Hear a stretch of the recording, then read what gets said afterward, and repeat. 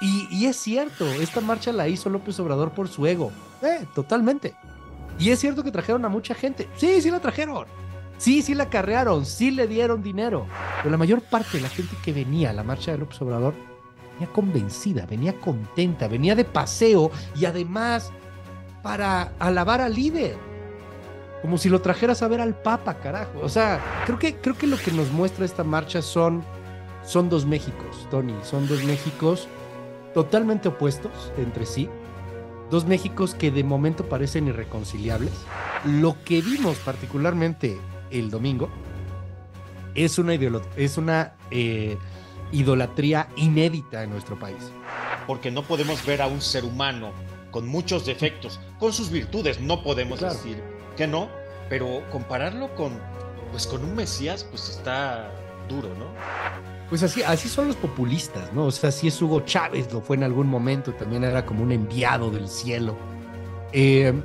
Son figuras, no son estadistas, son ídolos, y dentro de esa mitad del país que cree en López Obrador, hay una parte, no sabemos cuánto, que lo cree literalmente un dios. ¿No es peligroso esto? ¿No es peligrosa totalmente esta idolatría al líder? Claro. En este caso a López Obrador. Creo que este es uno de los peores gobiernos de la historia. Creo que es uno de los peores presidentes de la historia en cuanto a datos se refiere. Santo Agave, Mezcal de Culto presenta.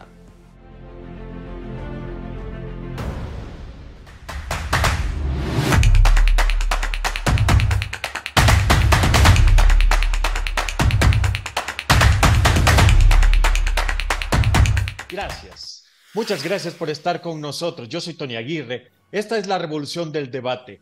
En la llaga. Hoy vamos a poner precisamente el dedo en la llaga en un tema importante que tiene que ver con la vida pública de México, con el presidente López Obrador, con sus 4 años de gobierno, incluyendo su megamarcha, la polémica concentración de los últimos días. Para ello, para hablar de un tema importante, pues tenemos que recurrir a alguien importante. Es un periodista a quien yo sigo. Su testimonio me alienta para seguir adelante sin lugar a dudas. Es Luis Cárdenas. Mi querido Luis, gracias por estar aquí. Hombre, Tony, eres muy, muy generoso. Mil gracias por la invitación aquí contigo y estoy a tus órdenes. De verdad, muchas gracias por los comentarios y te mando un abrazo con toda la admiración a tu trabajo, querido Tony. La megamarcha, ¿cómo la viste? ¿Músculo, poder, acarreo? ¿Todo esto o más? Pues yo creo que las tres cosas y mucho más. Mira, si nos vamos a preguntarle a alguien que sea totalmente anti-López Obradorista, te dirá que fue la marcha del acarreo, del rencor y del ardor. Si nos vamos con alguien que es López Obradorista, esa persona te va a decir que esta fue la marcha del pueblo, que fue la marcha del músculo, que fue la marcha del humanismo mexicano, ¿no? Que es esta cosa, pues un poco rara ahí que presentó el presidente. Creo que lo que nos muestra esta marcha son dos Méxicos, Tony, son dos Méxicos totalmente opuestos entre sí, dos Méxicos que de momento parecen irreconciliables, dos Méxicos que no se reconocen a sí mismos como Méxicos, lo cual es peligroso y pasa en la mayoría de países populistas, los Méxicos irreconciliables, el país totalmente polarizado y que termina siendo un país repleto de narrativas llenas de posverdad, es decir, llenas de mentiras a final de cuentas y que no llevan a ningún lado. En los países populistas siempre hay un populista. Tú tienes a un Daniel Ortega en Nicaragua, o un Hugo Chávez en Venezuela, o un Erdogan en Turquía. Siempre todo gira alrededor de una persona. Y esa persona genera una especie de idolatría. Pero lo que vimos particularmente el domingo es una idolatría inédita en nuestro país. No habíamos visto algo así, a lo mejor con un papa. Y obviamente que el papa no iba a caminar así porque seguridad, ¿no? Pues eso fue impresionante. Y no le estoy echando porras al peje, ni tampoco regateando lo que pasó. Simplemente es impresionante. Eso no se repite. Eso no se lo va a heredar a Claudia Sheinbaum, a Marcelo o a Adán Augusto López. Por supuesto. Llegamos a este punto. Quiere decir que algo se está haciendo mal, mi querido Luis. porque no podemos ver a un ser humano con muchos defectos, con sus virtudes, no podemos Claro. decir que no, pero compararlo pues con un Mesías, pues está duro, ¿no? Pues así son los populistas, ¿no? O sea, si es Hugo Chávez, lo fue en algún momento, también era como un enviado del cielo. Son figuras, no son estadistas, son ídolos. Y esto se da porque hay un momento en el cual llegan sectores de la población que han sido muy marginados, muy olvidados, que van guardando muchos resquemores. Por lo regular son los sectores más afectados, de clases más bajas, de menos educación. Eso también hay que decir, no lo digo de manera clasista ni peyorativa, pasa. Y entonces buscas la respuesta en el Mesías. Todos estos grupos fueron olvidados durante mucho tiempo, han sido menospreciados. Eso también es cierto, o sea, nunca se les vio como si fuesen importantes, eran clientelares, eran parte de la paja, eran un mal necesario, pero nunca se les consideró importantes.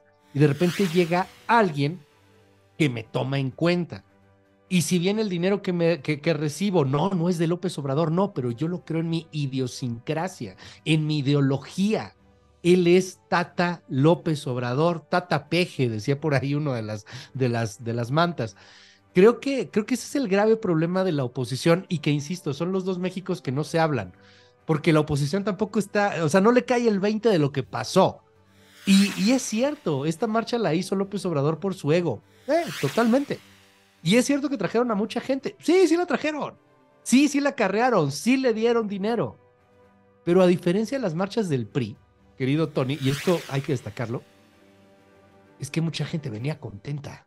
O sea, la gente, sí había unos que venían de malas, pero la mayor parte de la gente que venía a la marcha de López Obrador venía convencida, venía contenta, venía de paseo y además para alabar al líder, como si lo trajeras a ver al Papa, carajo. O sea, ¿No los está también utilizando y valiéndose y lucrando con el hambre y con su esperanza?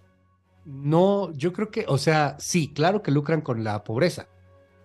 De hecho, López Obrador quiere más pobres, no le conviene tener ricos. Él quiere pobres, él no quiere aspiracionistas, él quiere pobres, pero hay una diferencia importante. Pensemos en ese PRI de acarreados, porque algo así no se había visto desde 1982. En ese 1982, la neta, la mayor parte de los mexicanos, si no es que todos, le mentaban la madre a López Portillo. Porque el tipo había llegado con un gobierno relativamente pobre, le toca el tema del petróleo, arma esto de que ahora tendremos que administrar la abundancia y manda al país a la quiebra. O sea, se gasta todo y una corrupción rampante y el perro y llora y defenderé al perro. No, bueno. Al final está perdido. A López Portillo no lo quiere nadie, ni su partido ya, de hecho. Entonces, uno de sus últimos deseos, porque fue en los últimos momentos ya de su sexenio, él encabeza una marcha, querido Tony. Y ahí va encabezando una marcha en donde le llevan 200,000, 500,000 personas. Pero ahí sí, literalmente, se las llevan. La gente no iba y no amaba a López Portillo. La gran diferencia entre aquello y lo que sucede con López Obrador, que hay Exacto. que reconocerlo. López Obrador, la gente y las tomas aéreas que se veían en la tele, las olas para tocarle el cabello, para tocar la yema de los dedos. No, bueno, para sentir la selfie, la divina selfie. ¿No es peligroso esto? Horrible, ¿No es peligrosa totalmente. esta idolatría al líder? Claro. En este caso a López Obrador. Sí, claro, a ver, claro que es peligroso. Está del nabo. Esto no es democracia, esto es algo que se asemeja a una teocracia. La mitad del país cree en López Obrador, algunos lo creen como un buen líder, lo creen como un político, lo creen porque les conviene creer en él, y dentro de esa mitad del país que cree en López Obrador, hay una parte, no sabemos cuánto, que lo cree literalmente un dios. Y ese es el fenómeno. Eso sí es algo de destacar en esa marcha. El fenómeno y el problema, Luis. Totalmente. Hoy Venezuela, después de 20 años, de más de 20 años de chavismo, está en la lona, está en miseria. Sí, pero también hay más o menos entre un 30 y 45% de la población que sigue siendo fiel al chavismo. A ver, Luis, me estás Tras. espantando. Me estás diciendo que este es un preámbulo, lo que está pasando en México es un preámbulo para Venezuela, para que nos No, convirtamos en eso.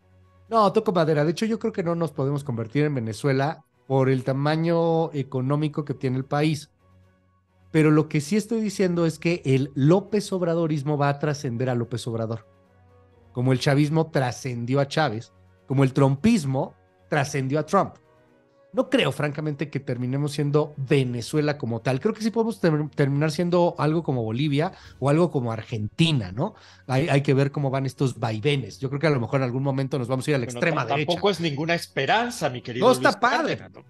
No, digo, yo si quiero pues es que es la neta, me gustaría contarte la historia de otra manera, pues yo no escribo el guión, ¿no? Es algo horrible, pero tampoco nos escandalicemos, es algo que está viviendo el mundo, querido Tony.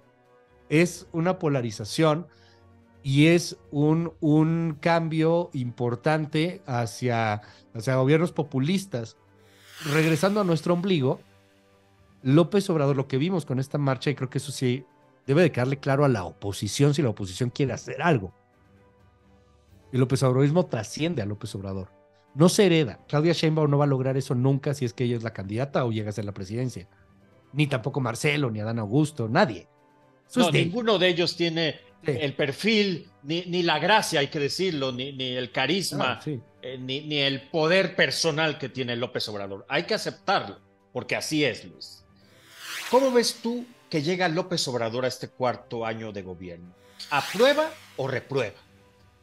Uh, yo ahí soy muy claro, o sea, esto lo he dicho casi que en todos los espacios en donde me invitan y te aprecio mucho la gentileza de tenerme, querido Tony. Creo que este es uno de los peores gobiernos de la historia. Creo que es uno de los peores presidentes de la historia en cuanto a datos se refiere. El crecimiento económico fue nulo, el asunto de cómo se fue devastando el sistema de salud, y no es que antes estuviera bien, simplemente que se fue haciendo peor. Yo creo que el presidente tiene que entregarte un mejor país. Lo que ha pasado con los últimos presidentes de la historia, y esto también es importante, es que cada uno ha sido el peor presidente. ¿Me explico? O sea, cada presidente ha entregado un peor país de lo que entregó su antecesor. Creo que también estamos frente a una especie de cambio de régimen, por lo cual es difícil compararlo con los anteriores.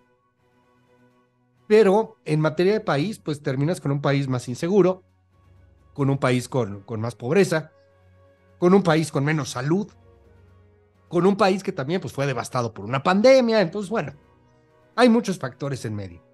¿Estábamos mejor cuando estábamos peor? Anda, o sea, es que no, o sea, sí y no, porque son los Méxicos irreconciliables. Los mexicanos que fueron a marchar el 13 de noviembre, claro que estaban mejor cuando estábamos peor. La clase media a la que le vieron la cara y que llegó a votar por López Obrador, pues claro que estaba mejor, hoy no está bien. Los artistas a los que les quitaron los apoyos, pues claro que estaban mejor, ¿no? O sea, muchos de los que les vieron la cara y otros que pues, sí, pero también es cierto que hay otro México muy importante que hoy está mejor, que hoy tiene un apoyo. Es que ese apoyo se lo come la inflación. Pues sí, sí, se lo come la A inflación, ver, pero es que antes Luis, no tenía ni eso. pero ¿cómo se aplaude tanto las remesas y los apoyos Ah, bueno. sociales? Y hay Uh-huh. 4 millones nuevos pobres en este régimen. Eso yo no lo entiendo, es esquizofrénico. Por dos cosas, y lo sintetizo de esa forma.